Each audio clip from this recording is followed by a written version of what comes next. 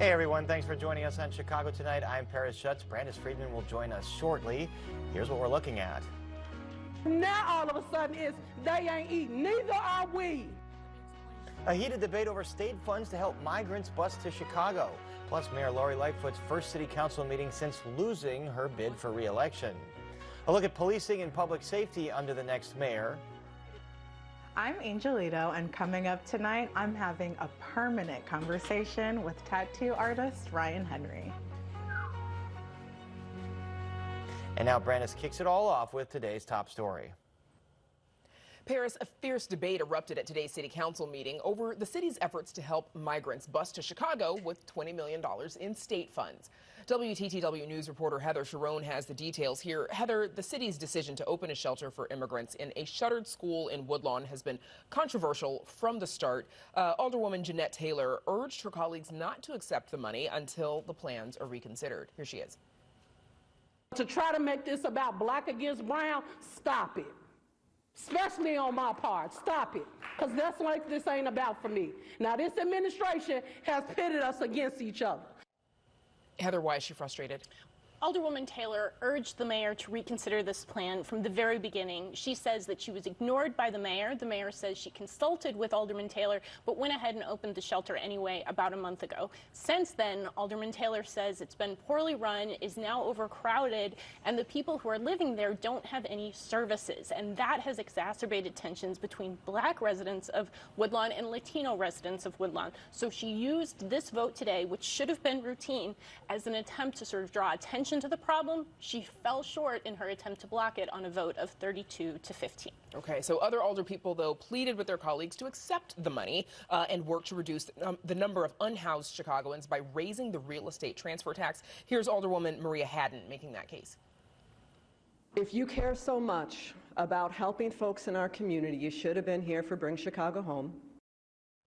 So, Heather, how is the issue connected to the crisis caused by the arrival of the migrants? Well, when the migrants started arriving in late August, it was really at a time when the city's emergency shelter system was already stretched nearly to the breaking point. And the addition of 5,000 more people really put it into crisis mode. And that has meant that there aren't enough beds for all of the unhoused Chicagoans who need them, which has really frustrated some people who would like to see the city do more for those unhoused Chicagoans who have lived here for years on the street. And that's where the tension is. As we heard Alderman Haddon said, we need more money. We gave you an opportunity to send this issue to voters, and you all declined at the mayor's request. Okay, Heather Sharon, thank you so much. And of course, we'll see you a little bit later in Spotlight Politics. We sure will. And you can read Heather's full story on our website, WTTW.com/news. Now, Paris, back to you and more of today's top stories. And Brandis, the search for a new Chicago police superintendent is underway. Today, the newly formed Interim Community Commission for Public Safety and Accountability discussed the next steps in their search for 3 finalists that would take over for outgoing Superintendent David Brown. Per a new city ordinance, the mayor can choose from these 3 finalists or reject them and ask the commission to search again. Members of the current interim commission say they're looking for a leader with a bold vision. Our search process for that individual will be inclusive, collaborative, and community-driven. Our goal is to find the best candidate to lead the Chicago Police Department, whether they come from within the department or outside of it. And we'll have more on this with our Spotlight Politics team coming up later in the program. 2 massive rail companies are on track to merge despite concerns from Northwest suburban communities. The Surface Transportation Board has approved the $31 billion merger of Canadian Pacific and Kansas City Southern. That makes it the first railroad network to extend from Canada through the U.S. all the way to Mexico. Once complete, trains will pass through DuPage County communities as well as Chicago. But the Coalition to Stop CPKC, which represents neighbors in Elgin, Itasca, and Schaumburg, to name a few, say the merger would cause noise problems and potential disruptions in emergency services and hazardous materials in the wake of the Norfolk Southern derailment in Ohio. For more on what Metra and local elected officials say about this merger, please visit our website. City Council approves a pilot program to issue tickets to motorists parked in bus or bike lanes. Council members passed the ordinance today that would send motorists a ticket in the mail if a city-owned camera snaps the infraction. It's in response to a spate of fatal crashes where bikers were hit swerving to avoid parked cars. Samuel Bell was killed while riding a bike in River North in September, and 2-year-old Rafi Cardenas was killed riding a scooter in Lincoln Square in June. The first ticket for each driver would also serve as a warning. And up next, with just the runoff election just weeks away, how might Chicago's next mayor handle policing and public safety? That's right after this. Chicago Tonight is made possible in part by Alexandra and John Nichols, the Jim and Kay Mabie family, the Polk Brothers Foundation, and the support of these donors.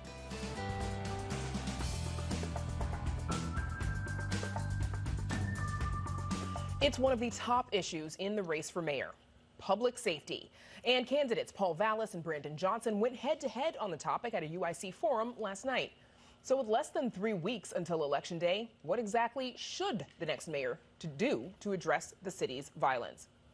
Here to discuss policing and public safety under the next mayor are Peter Kokonis, a retired police sergeant who was a special assistant to Chicago Police Superintendent Jody Weiss, Robert Vargas, professor of sociology at University of Chicago, who also serves as the director of the U Chicago Justice Project, and Tamar Manasseh, founder of Mothers and Men Against Senseless Killings, or MASK. Since 2015, MASK volunteers hang out on the block to not only interrupt violence and crime, but also teach children to grow up as friends. Thanks to all three of you for joining us to talk about this.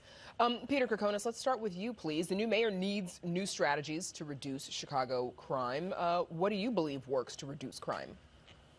Well, in my opinion, something has to be bad for it to turn good. So we've been in a bad place for the last few years under 2 outside superintendents. So we need, in my opinion, we need more police, blue shirts, patrol people, patrol officers in the streets, in the neighborhoods, getting familiar with the people that they police and the people that they protect. And I believe that it should be the same officers rotating, and so the people become confident that they'll see Joe Smith or Pete Kokonis or whomever all the time, and that they'll feel more comfortable coming to me and telling me, hey, I think there's a problem here, and I think, you know, maybe you should address it this way. We need, in my day, it was more interaction with the community, and we were more proactive with their help. So more officers in the community, on the ground, getting to know those communities, it sounds like you're saying. Tamar Manasseh, you're on the corner with your group every day doing what's called positive loitering, gathering with neighbors and kids to take up space, interrupt violence and crime that way. But when calls go to 911, you've noticed it can take more than an hour for a car to show up. Meanwhile, you feel that police harass people for the positive loitering that you're doing. Tell us what's not working. More police may make other people in Chicago feel safe, but it definitely doesn't for people in my neighborhood. Not for people in Inglewood and Roseland and Lawndale. Black and brown people don't feel safer when there are more police. People in other parts of the city feel safer when there are more police because they feel like they're protected from black and brown people on the south and west sides. So we don't need that. We actually need a far more holistic approach. We do need really heavy community policing. We need a partnership between the community and the police. We don't need more police. We need more community involvement in policing. That's what we need. Robert Vargas, both candidates have promised to, at the very least, maintain current funding for the police department. Your research shows, though, that after a surge in Chicago homicides, there's been an increase in police officers and police funding. How has that worked out historically? Yeah, so historically, over the past 100 years, in each major homicide wave, the police as an institution have successfully deflected responsibility for the upticks in homicide and used the crises as a way to make a call for additional resources to lock up emboldened criminals. And we saw this most recently in 2016 at a time when the city and the state as a whole was grappling with the budget cuts under Governor Bruce Rauner, and at a time that the city was undergoing a legitimacy crisis in the aftermath of the killing of Laquan McDonald. And I think that for our next mayor, there needs to be a conscious effort to take a different path so that they can align addressing some of these broader issues with policing, so that police are working in communities that aren't starved of resources and aren't suffering. Peter Kokonis, Paul Vallis's proposals lean into what he has called proactive policing. What is proactive policing versus reactive policing? Well, in proactive, we become aware of where there's a problem, and we go out there to solve that problem. This young lady explained that, and you brought up that it takes 45 minutes or 50 minutes. I've listened to radio calls where the dispatchers put out, we have a robbery of 55 minutes, we have a rape 35 minutes, we have a shooting 40 minutes. She's just putting out there for somebody to answer that crime. And if this young lady says, more police aren't the answer, she's defeating her purpose, because if there's more police, there's more officers there to respond to the needs and the wants of the community. And every community wants to feel safe. Every person wants to feel safe. And you're saying with more cops, yeah, that and you can be can't take, police from one area and put them all on the south side and leaving another area exposed. Tamar Manasseh, I want to get you in on that, of course, and your reaction. What Chicago do you live in? Because police don't make Black and brown people feel safe at all. They make us feel like we are under siege. And in 9 years, I've been on that corner and I have not dialed 911 not one time. You know why? Because these are things that the community can handle. Because when the police come out, it only just throws gasoline on the situation and it turns into an inferno. They don't do much to quell any violence or any situations that are happening there. They only exacerbate them. So the community has to deal with it. The corner of 75th and Stewart in Chicago on the south side. One corner. And what about the rest of the district? We don't need more police. We don't. Robert Vargas. We need police who do their job. I want to get you in on this. Go ahead. Yeah, if I may, I think that one huge barrier in this conversation is that there isn't transparent and open access to data to assess precisely where policing resources are going. And so we can increase the budget, we could add more police officers, but there's no way for outsiders or institutions to actually get a sense of where the offices are being located.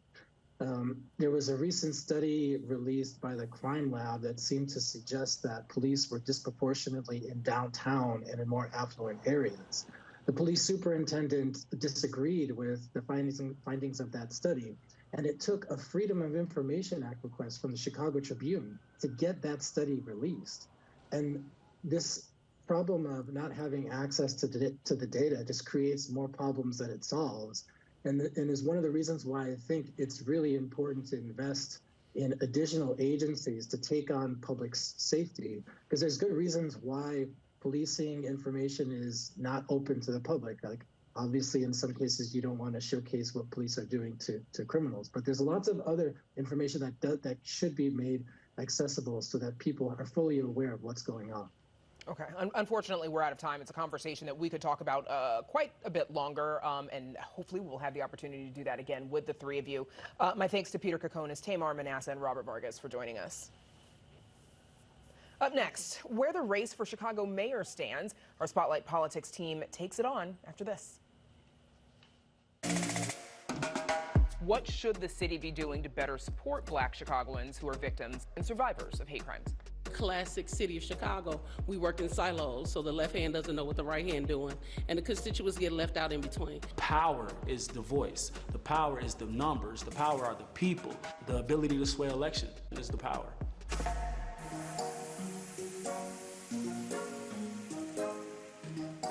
Fresh endorsements in the race for mayor. The trial of the so-called ComEd 4 is underway, and Police Superintendent David Brown prepares to step down as the search for his successor begins. Here with all that and more is our Spotlight Politics team, Heather Sharon, Amanda Vinicky, Paris Schutz. Everybody, good to see you again. Heather, let's start with the mayor's race. What are the latest developments here? Well, today there were two big endorsements in the race. One for Paul Vallis. He got Jamal Green's backing, and Brandon Johnson got Kwame Rule, the first statewide office holder to back either candidate in the race for mayor of Chicago. You were, of course, at City Council today. This is the first one since Mayor Lori Lightfoot lost her bid for re-election, making her a lame duck mayor. So typically, introduces appointments to the various boards and commissions.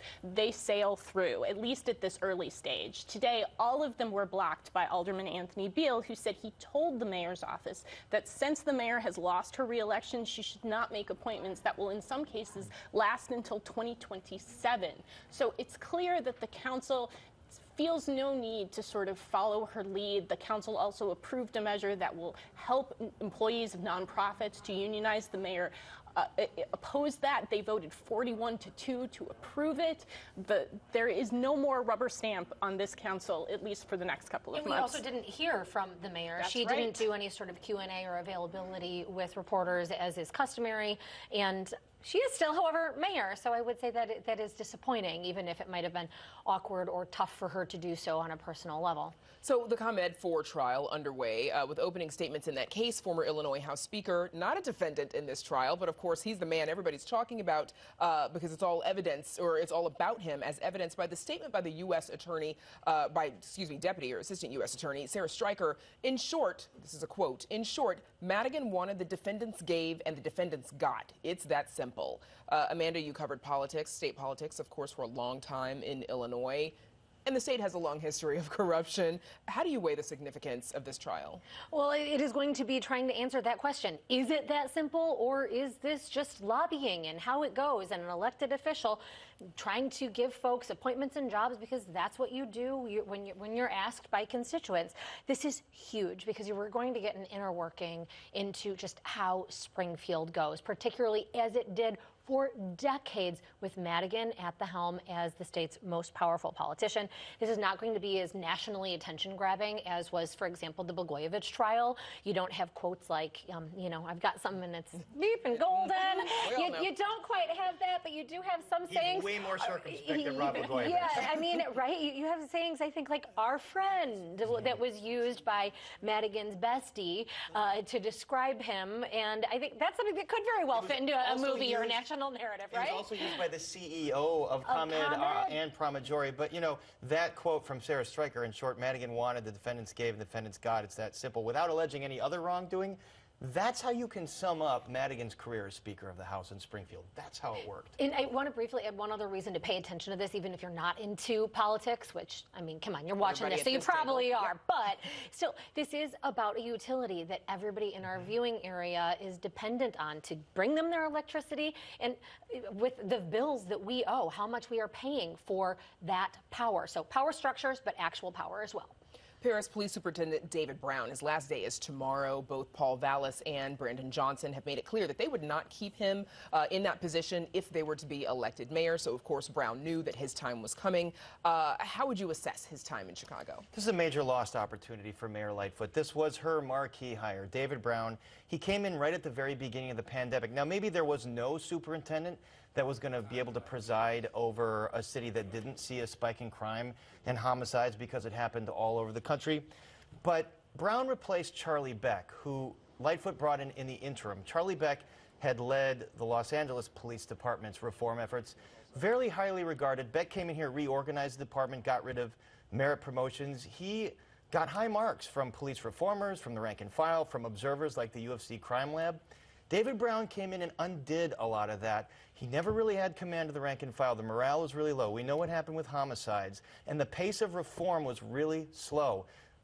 At first glance, this is a very poor legacy, and the next superintendent is going to have to institute some kind of stability in that department that continues to see change and attrition and a change in philosophy something's going to have to give. There's no small amount of work for whoever has that job. Obviously, Heather Brown's departure, it gives the newly created Community Commission for Public Safety and Accountability until mid-July to get the new mayor, the names of 3 finalists. So this is a job that either Paul Vallis or Brandon Johnson will be finishing up once they get into office. But do we know what the members of that commission are looking for? Well, they held a press conference this morning at City Hall where they said that they're looking for somebody to do 2 things. One, beef up that reform effort. Now, the city is only in compliance with 3% of the consent decree, which is 4 years old. So there is a lot of work to be done there.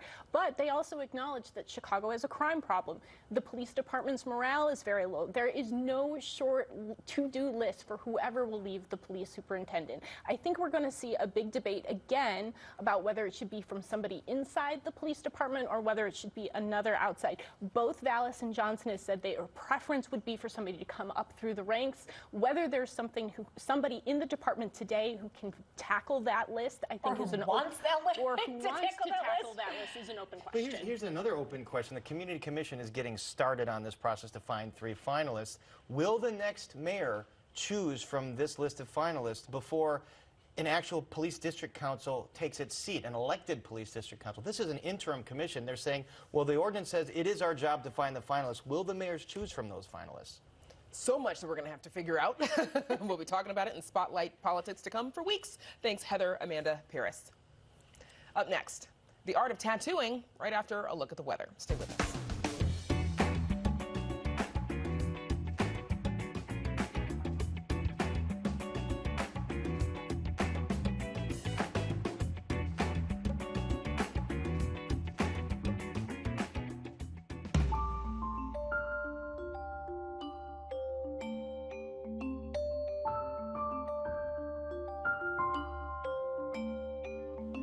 A local artist has been receiving national recognition for his artwork over the last decade. He uses a common artist tool, ink.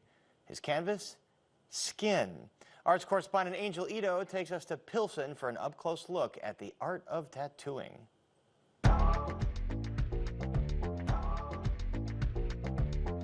began to grow and expand my brand and become notable and respected in the industry. I was able to create certain private studios and then going into owning the shop, you know, the ups and downs of being a business owner. And then now I'm here at this shop for about 4 years now.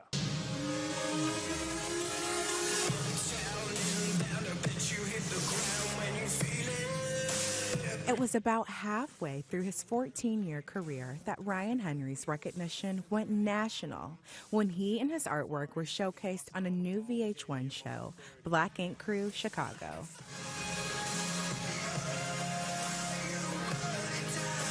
The last 15 years has been so much more socially accepted in pretty much every industry for what it wasn't 20 years ago. Now it's becoming more accepted now with the newer generation, or with people just being more understanding that it's artistic expression. I think we're finished. Check it out. Dun, dun, dun. Wow. So I did a thing, and it was a pretty big thing. Brand new, brand new. I got my first tattoo. I don't like it unless it's brand new. It definitely didn't hurt at all. Okay, that's a lie. Definitely hurt a little bit. I don't like it unless it's brand new. Okay, I'm lying. It totally hurt. Tattooing is a whole entire culture of people who pretty much are just expressing themselves. We have an entire culture of artists, but you also have, going along with that, an entire culture of art connoisseurs and art collectors. That's why Henry works with community partners to help tattoo lovers explore the craft as a mainstream art form. They might not know art, but they know what they would like. The same way you would buy a painting and put it on your wall would be the same way you would display something that you like on your body if you are that type of art collector. And that's by the hundreds of millions around the world. And once you're in it, you got to be committed.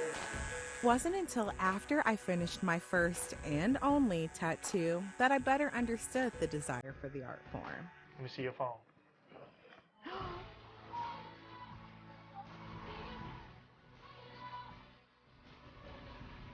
For Chicago Tonight, I'm Angel Ito.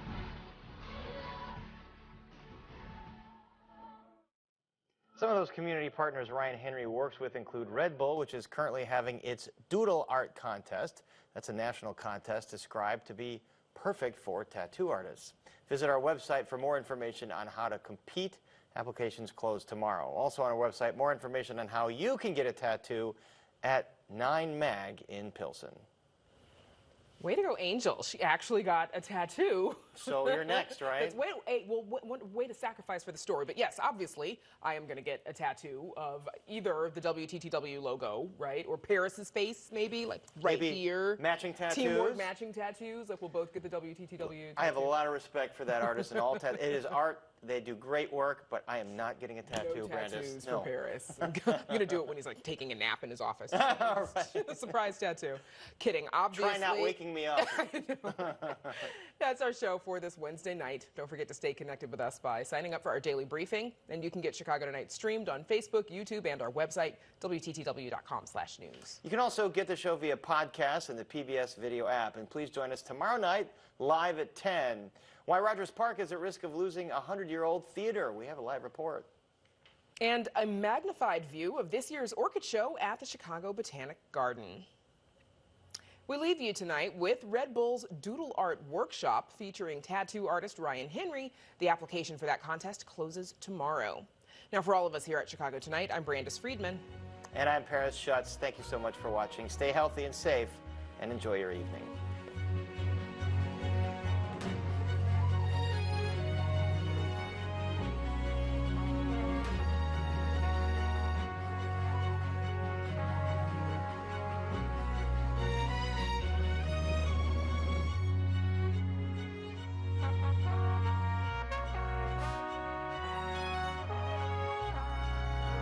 Closed captioning is made possible by Robert A. Clifford and Clifford Law Offices, a Chicago personal injury and wrongful death firm that's proud to serve its community through pro bono legal services.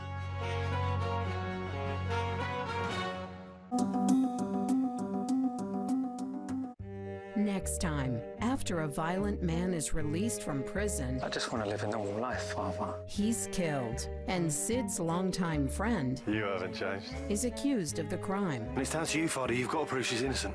Father Brown. Thursday at 8:30 on WTTW. You're all very welcome to this evening's very special celebration of Ireland's road to freedom as told through the songs of her people. By the rising of the moon, with your heights upon your shoulder, by the rising of the moon, God grant you glory, brave Father Murphy, and nation holds. Friday at 9 on WTTW.